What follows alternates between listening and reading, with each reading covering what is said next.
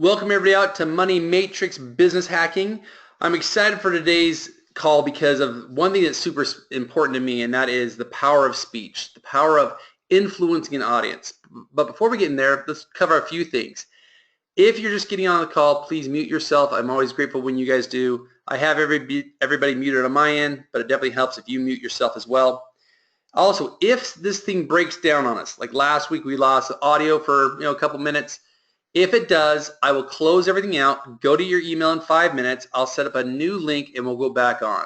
But thank you guys for your patience last week. You texted me when I lost audio, so if that happens again, my phone's right here. You've got my cell number, 951-973-3408. That's 951-973-3408.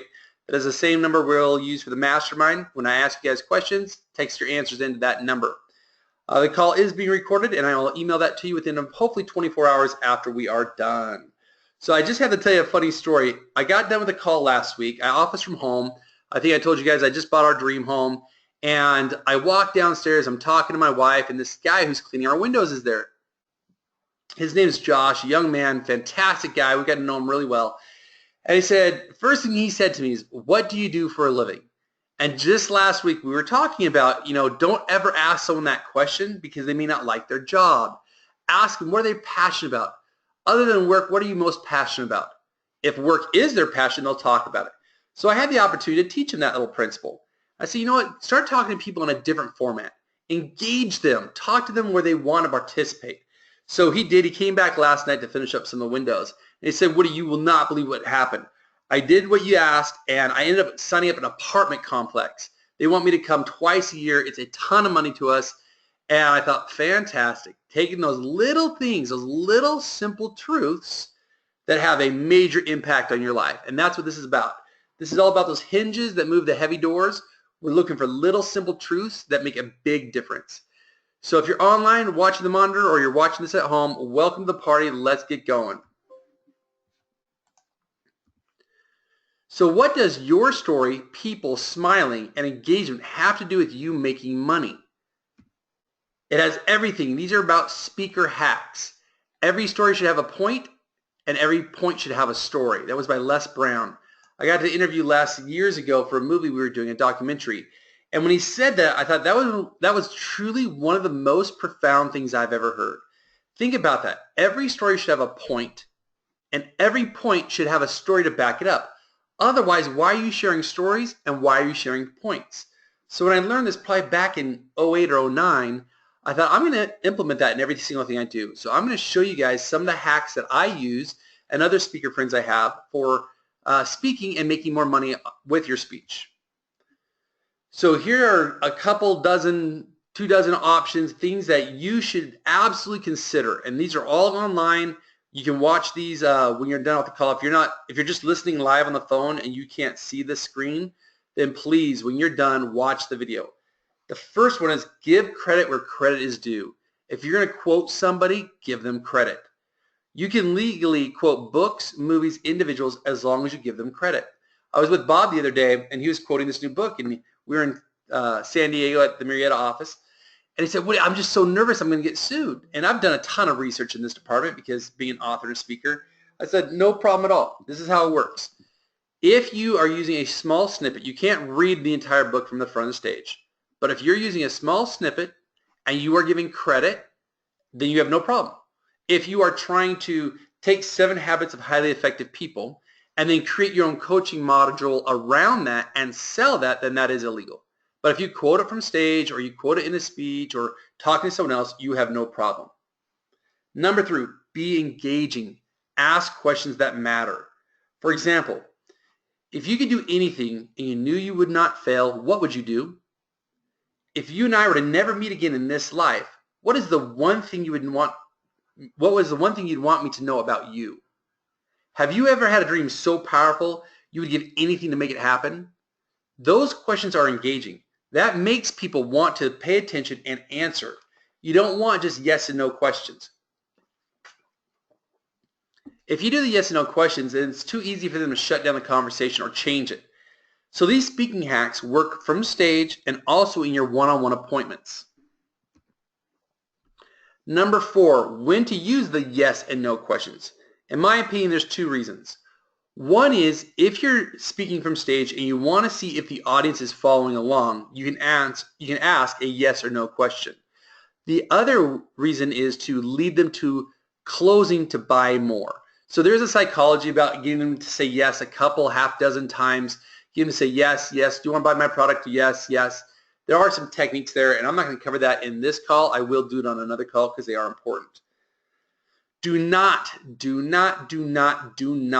belittle your audience by asking them questions that make them feel stupid. I just saw this recently, and I was completely appalled by it. I wanted to go into the auditorium, go right up to the speaker and say, "You are an idiot, sir. Why would you do this? Why would you belittle your audience?" And then he would keep asking questions like, "Are you guys getting this? Does this make sense to you? Are you following along? Come on now, where are you guys? Are you there? Are you paying attention?" I thought, you got to be kidding me. I mean, seriously, that has got to be the absolute worst way. And I have seen different speakers and authors do it time and time again. Number 6, ask questions they know the answers to. What are you most passionate about? What are your hopes, goals, dreams, and ambitions? If you ask questions they know the answers to, you will get far greater participation. So don't ask them questions they don't know the answer to. If you ask them any question about their life, they will always know the answer. So a lot of times if I can sense that my audience is intrepid, fearful, or scared, I will simply say, you know what? There is not a question I'm going to ask you that you don't know the answer to. Because every question I ask is going to be about your personal life, your personal experiences. Only you know those answers. Instantly, people calm down, they relax, they feel safe, and you need to make them feel safe to share. Number 7, here are some of the amateur moves that I see quite often. When you get on stage, people say, "How are you doing?" And then they shout, "I said, how are you doing?" And they're looking for this rah, rah, rah. I have seen top professionals do it. Honestly, I apologize. I think it is the most amateur thing you can do. If you need people to shout for your name and holler for you to get on stage, you're getting on stage for the wrong reason. The reason you get on stage is to serve, is to give back, is to make a difference. Then another thing I've seen, I call this the amateur waitress move or waiter move. Have you ever gone to a restaurant and you're sitting down, you're ready for a great meal, and the waiter or waitress comes up and says, "You know, I got to apologize. This is my first day. I'm just getting started." Don't ever tell me that. I don't want to know that. I want to know you've been there for 10 years. I want to know I'm going to get the best service of my life. So when you get on stage, don't say, "Oh, forgive me, I'm nervous. I'm not prepared. I just got invited to speak last week. I wasn't ready." Once again, amateur moves. Number 8, be prepared. You can give people their money back, but you cannot give them their time back. I actually learned that from Garth Brooks. I was reading his biography, and he was talking about how he loved Gene Simmons from Kiss, and his father had taught him you can always give someone's money back, but you can never give them their time back. And I'm not a huge country fan, but I went to a Garth Brooks. In fact, he's the only concert I've ever been to, and it was a rock show. It was completely opposite of what I thought it was going to be.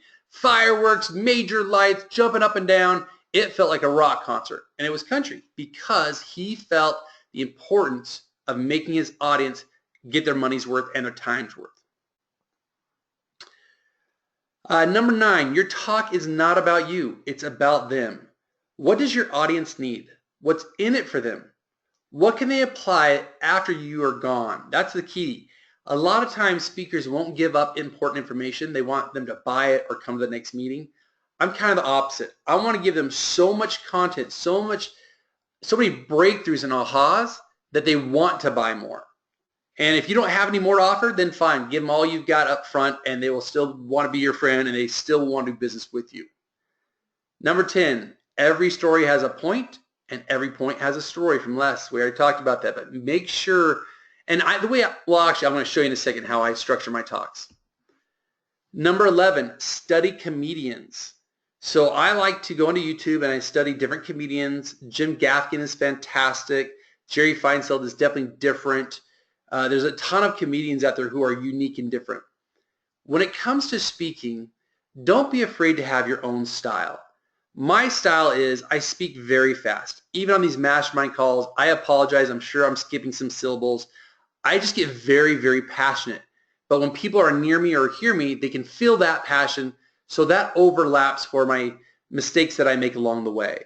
When I've studied different comedians, I have found that some are the nervous comedian, some are the confident comedian, some are the dirty comedians. They all are different styles. Study those. Another one, number 12, is YouTube. Google best speeches or search on YouTube best speeches. To be honest, I haven't found many that I really like, but I did find one by Jeremy Gucci. In fact, I bought all of his books because I liked his speech so well. It actually had 4.5 million views. It was one of the best speeches I've ever seen.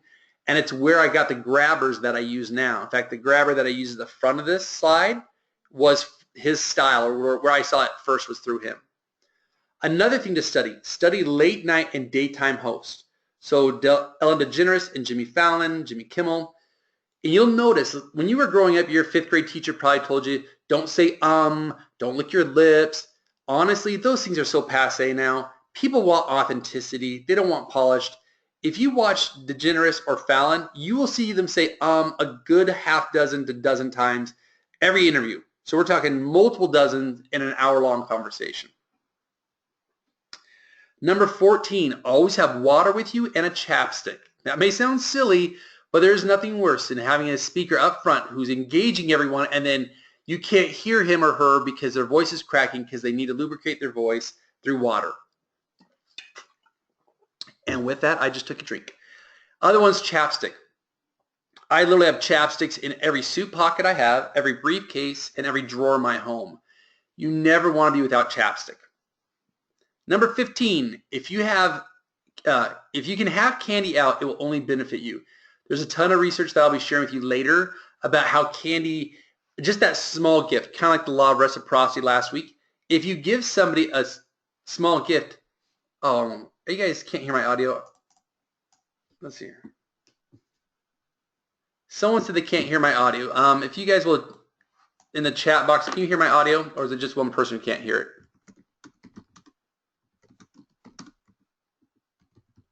I'm going to pause for a second just to make sure we get the audio back up.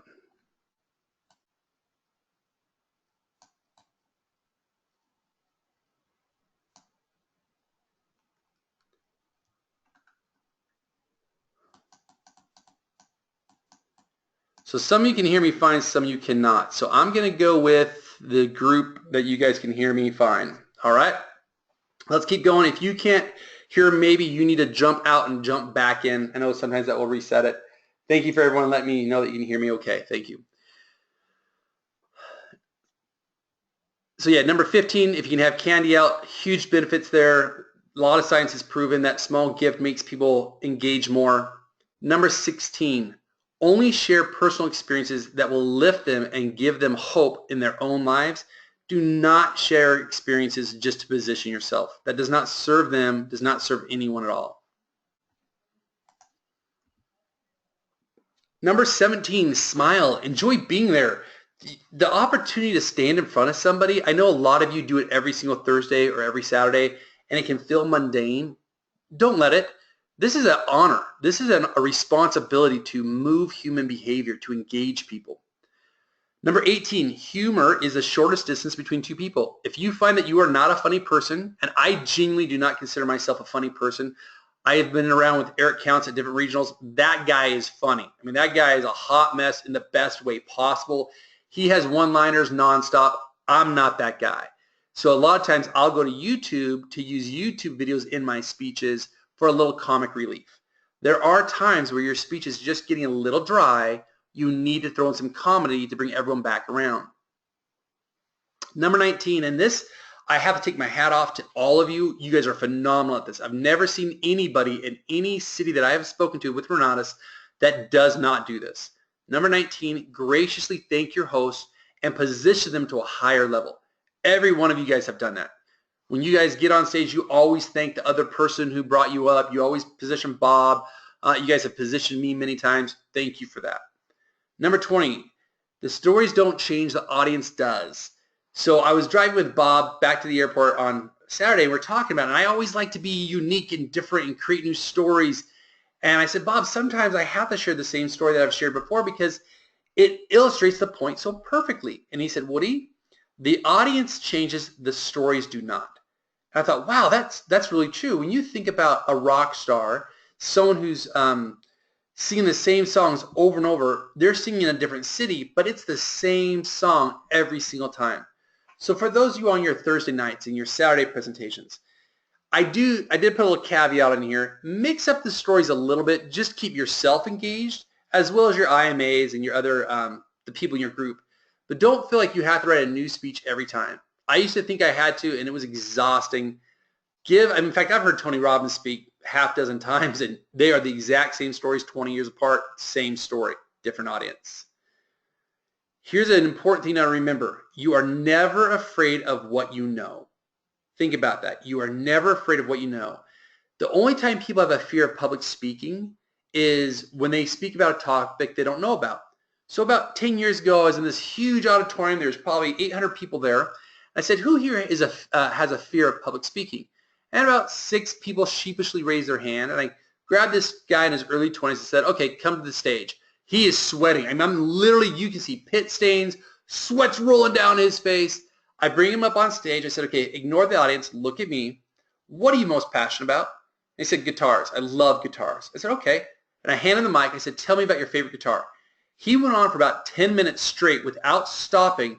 I was so engaged in what he was saying that I forgot we were doing a seminar, and I had to stop him, and I said, okay, who here thinks he has a fear of public speaking? And everyone started to laugh.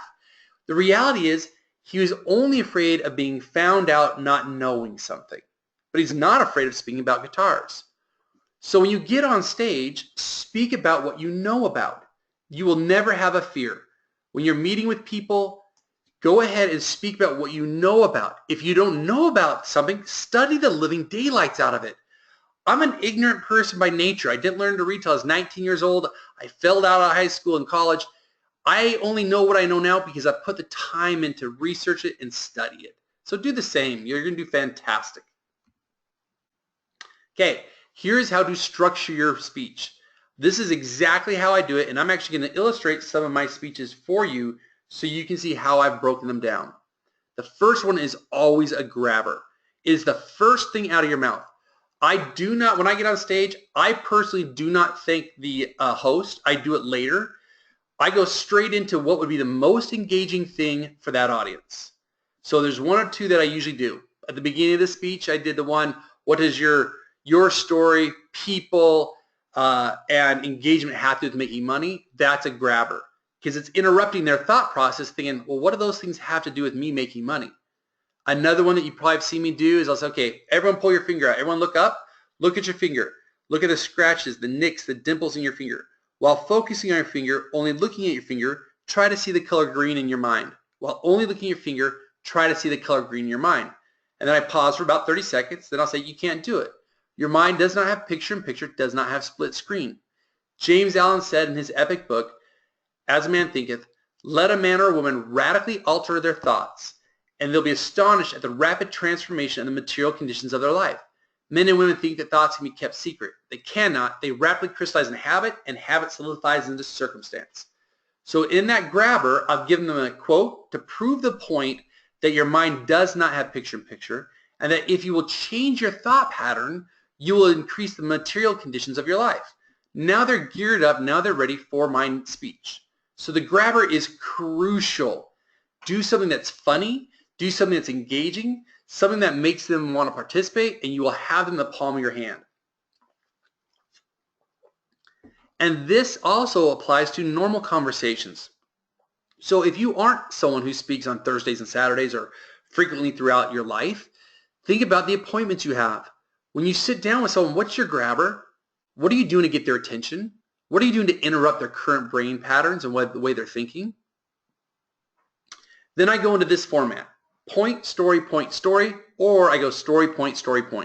There's no right or wrong. You can go either direction. It does not matter at all. I've done them both ways, and I'm going to show you how I've done it. So for those of you who've coached with me in the past, I've talked about the 5 laws of engagement. I'm going to share it really briefly here because it absolutely applies to speeches and to talking to people. The first law of engagement is this. We are always engaged in something. So when I get up on stage, that entire audience is engaged in something. They're looking at their phone, They're thinking about what's for lunch. Their mind is somewhere else. When you go to an appointment to meet with somebody, they're instantly engaged in something. They're wondering what you look like. They're wondering what car you drove.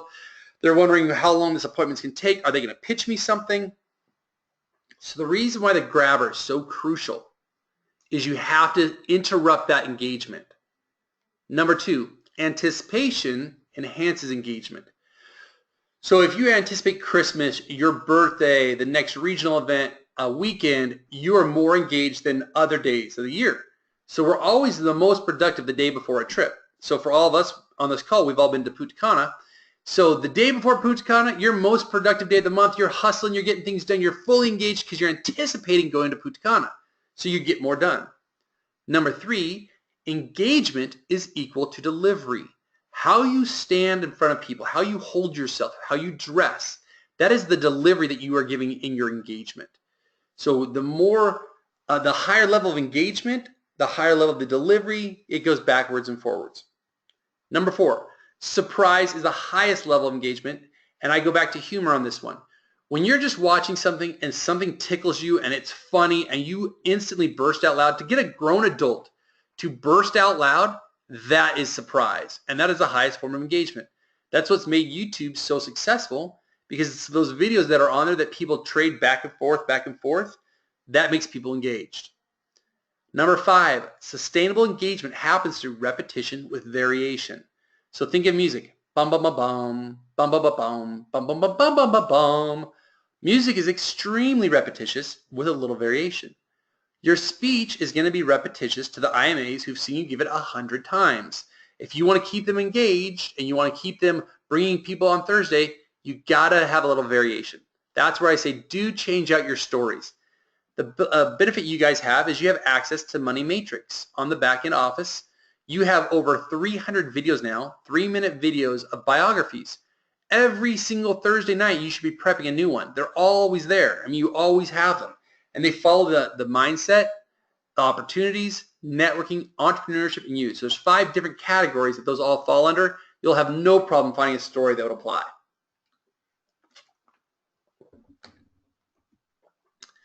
So now I want to dissect my Punta Cana speech just to show you how I structure these. You guys have already heard this, so I'm going to go kind of fast. So I started with the grabber. What does a doctor, Bob Schneider, possible death, and sand have to do with leadership? So you look at those things, you think none of those can go together. There's no way those things can go together. And then I go into the story about how Bob took me out with the razor to the desert. We learned how to ride these razors, and he destroyed me and he hurt me, and we were racing up and down, and I'm following him, and there's these sinkholes and it could go sideways, and then lo and behold I show a picture of me crashing and Bob taking a picture. And I say, Woody, hold on, stay there, let me get a camera. Then the comic part is I got 5 different pictures of me rolling the razor, and I put, Bob, thanks for all the pictures. So that little bit of grabber, now that's a longer grabber than usual. That was about a 10 to 15 minute grabber. Most grabbers are usually 30 seconds to a minute, maybe 5 minutes tops. But this one was a 2-hour speech, so I had more time for levity. I had more time for entertainment. I also then showed the video of me changing the pattern of crashing to learning how to master the razor. Then I go into Derek Minor, once again, giving credit where credit is due. His tracks, T-R-A-C-K-S, T is for trust. So there's the point. The point is trust. The story is about Bob Schneider and how I followed him, I trusted him, and I was able to get over 1,055 views of my razor being able to put on sale, being put up for sale on KSL.com. That was the story behind the point. The next one is responsibility. That's the point. The story is Gary and Lisa's stature responsibility. Accountability. Now here's one of my all-time favorite things to do. It takes more time, and I wish I had more time to do it on every speech. Whenever I do a story, I like to do the hidden surprise. Back to engagement. Principle 4 is surprise is the highest form of engagement. I love to tell a story, and you don't know who it is, but it's a really engaging story, and in the very end, you find out who that person is. So I told the story about this 14-year-old boy under accountability who wanted to go to the Olympics, and he lost in 2000 and ends up being Michael Phelps. And then how Michael Phelps didn't have his goggles on, could not see, and still broke the world record. Then communication. The guy who, the principal is communication. The story is the third partner of Apple. K is for kindness. That's the other point. The story is free hugs. S is for service. Story is about Nancy and Eric. And then the footprints in the sand, because that ties it all back together of tracks. So the poem we all know about, the footprints in the sand, is a visual of footprints being in the sand. People are following tracks. That goes back to Derek Minor. And here it is, all 6 principles, all the stories intact. Okay, so that's how I do that speech. And here is briefly how my hero hacks, that's my new speech for regional, I structure. So first thing, another grabber. What do Luke Skywalker, Dorothy from The Wizard of Oz, Bilbo Baggins, Rosa Parks, Steve Jobs, and Walt Disney have to do with your success? So if that is the first thing you hear when I walk up on stage, you don't know who I am, you're a new guest, you're not sure, you're instantly engaged because you're thinking, what do all those have to do with me? How could Luke Skywalker and Rosa Parks have anything to do with me? Always make it about them. I've got a dear friend who is a top network marketer, and he's writing a new book. He's like, Woody, I want to tell my story in the first chapter. I said, absolutely not. Do not do that. I did that with Millionaire Dropouts. I will never do that again. Save your story till later. Engage them. Get them focused on what you're sharing. Then, and only then, do you tell your story. So this is the hero's journey. So once again, the point is the ordinary world. And at the very bottom of this slide, if you're watching this later, then it shows that Luke is the farm boy. The call to the adventure. The story is Obi-Wan, you're my only hope, when Princess Leia appears on R2-D2. So I'm going to go through these kind of fast. You can pause the video, watch them later, but you're seeing the pattern here, right? We have a point and a story, a point and a story. Now here is the benefit to this as well. It's a lot easier to write a speech if you have an outline. So I can write a 2-hour speech, memorize the entire thing, all within about 2 hours, simply by following this pattern. So I'm going to go through these kind of quickly just so we can get on to some other stuff. In regionals, you'll be seeing me give this speech, the ordeal, the reward. Each one has a point, each one has a story, and a visual. Years ago, I was with Bob. We were out at the racetrack racing go-karts, and I think it was the very, very first regionals. And he said, Woody, are you going to do PowerPoint? And for 10 years, I never did PowerPoint because I saw so many of my friends have their entire speech ruined because they weren't prepared, because the speech got frozen up and they couldn't share it. And I thought, oh, I'll never do that. He's like, Woody, you got to have visuals. Now I'm addicted to it. I love PowerPoint. It's not hard to figure out. So now I love to put big, big, big pictures and a little text.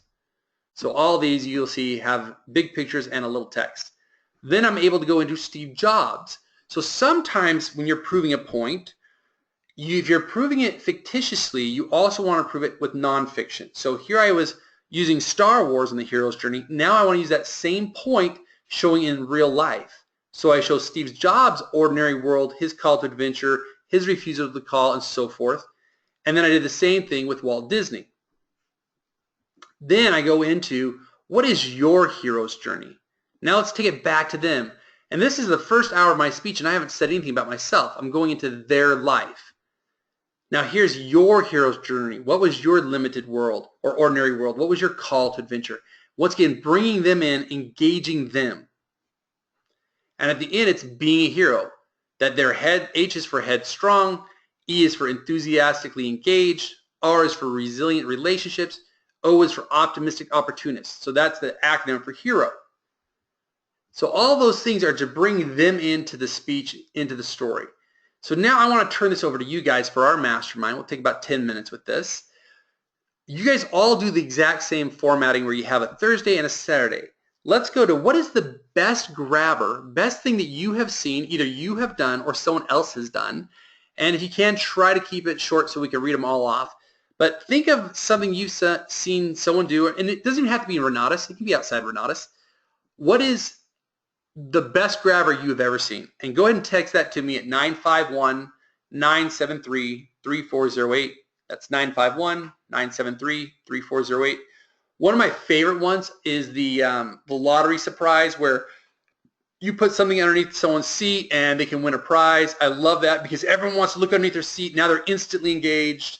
I always like the multiple question, like I've shown you here. What does Bill Gates, Donald Duck, Arrowhead Water, and books have to do with your success? That's a style that I like.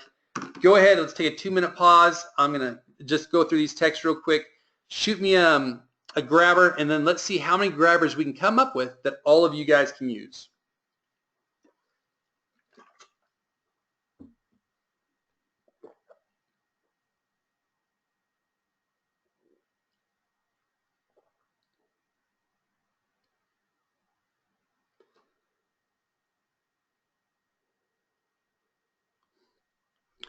A dear friend of mine has just sent me a text from our mastermind, and I have once again pronounced Bob Snyder's name wrong, and Schneider is how I pronounced it. I am sorry about that. That is, again, my mistake for being too passionate and speaking too fast. It is Snyder, Bob Snyder, not Schneider. That is my apologies. Thank you very much for bringing that to my attention. All right, let's look at some grabbers here. No one has sent me in a grabber yet. You may still be texting. What are some grabbers that seem to work for you? And if you don't know of one, think of what you want to be engaged with. You're sitting in an audience. What's the first thing you want to hear out of someone's mouth? Text that to me. That's an easy thing. We'll put this back on you, your personal experiences. There's no right or wrong answers. We've got 34 people on this call. Each of you have something you like or dislike. So when you're sitting in an audience, what is the first thing you want to hear out of someone's mouth? Perfect. Got a lot coming in. Let me read these off to you.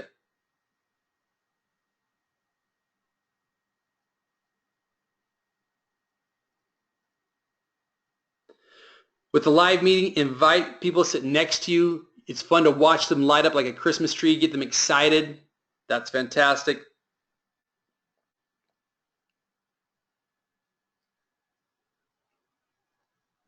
A physical grabber. I've never thought of that. I like this. Jean was introduced on Super Saturday, and she came up to the podium on a hoverboard. Now that is creative. I like that. Connecting all the dots without lifting up a pen. That's a great grabber.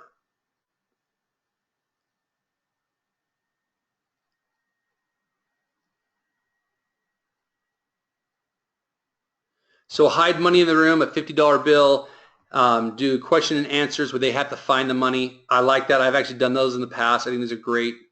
Funny videos. Those are good. A funny story, yep.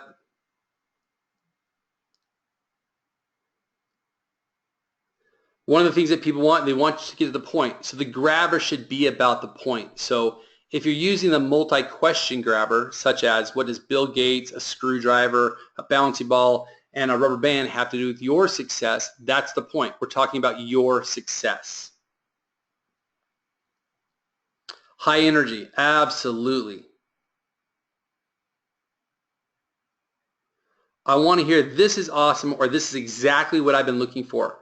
So when you're writing your speech or you're sitting down to interview somebody, ask yourself, what is it that they are looking for?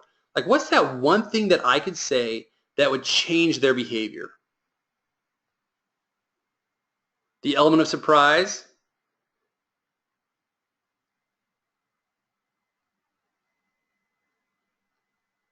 The element of surprise. An example would be Willy Wonka walking up to the gate to meet the kids like an old decrepit man and then doing a somersault at the very end of the approach. If you can pull off a somersault or a backflip, by all means, I have fun do that.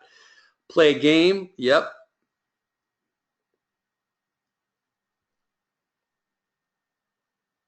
I love funny pictures or video clips of speakers bring their humanity into the space.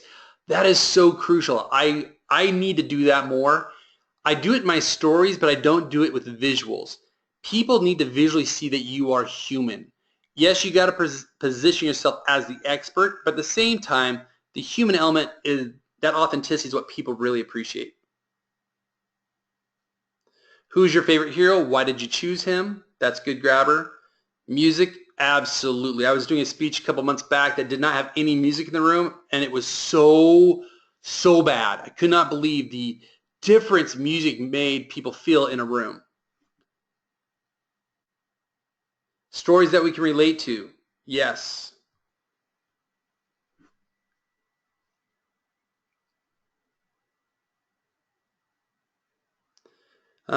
This individual said, I've said this the last 2 weeks and it's worked very well.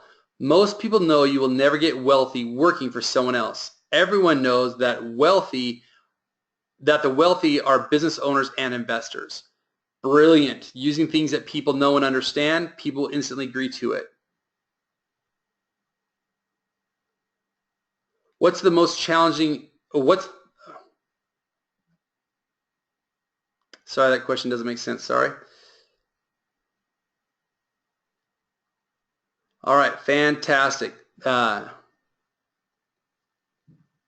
Chris Albin teaches in the 3 learning styles. So you've got kinesthetic, auditorial, and visual. Those are great. Wonderful. All right, let's go to the next mastermind question. What is your favorite story and the point that it illustrates? So what is your favorite story and the point that it illustrates? So go ahead and text that in. And the reason I want this is so you guys can research these and use them in your own speeches. Online, Jay mentioned that we want to hear compelling statements. There's a crisis in America. Well, what is that crisis? So go ahead and text in, what is your favorite story and what point does it illustrate?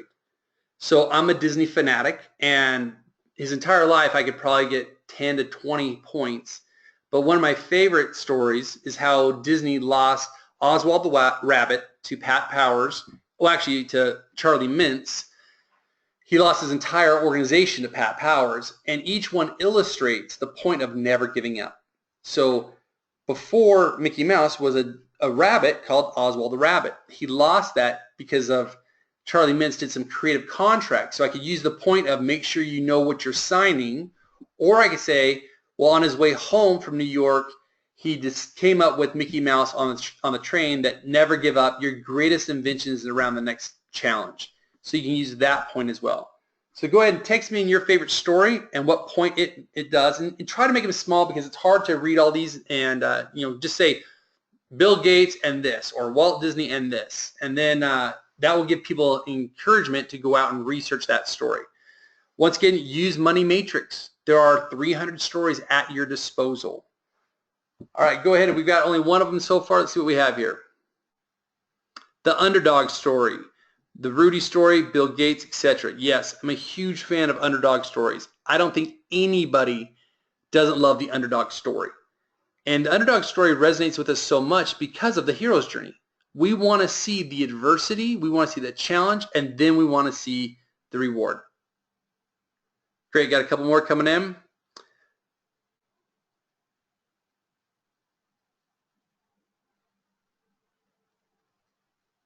Oh, this is a great story. In fact, I did not know this. See, this is why I want to go research this now. Toyota being bombed and using the cans the Allies dropped as metal to make his dreams come true. And it might have been Toyota or Honda, but now it's worth researching. I want to know. The story of Bob Snyder and his truck, how he sold it, very creative. Woody Woodward, never give up. Thank you very much. Teddy Roosevelt and the setting up of the newsboy's home, caring for the little guy. Fantastic.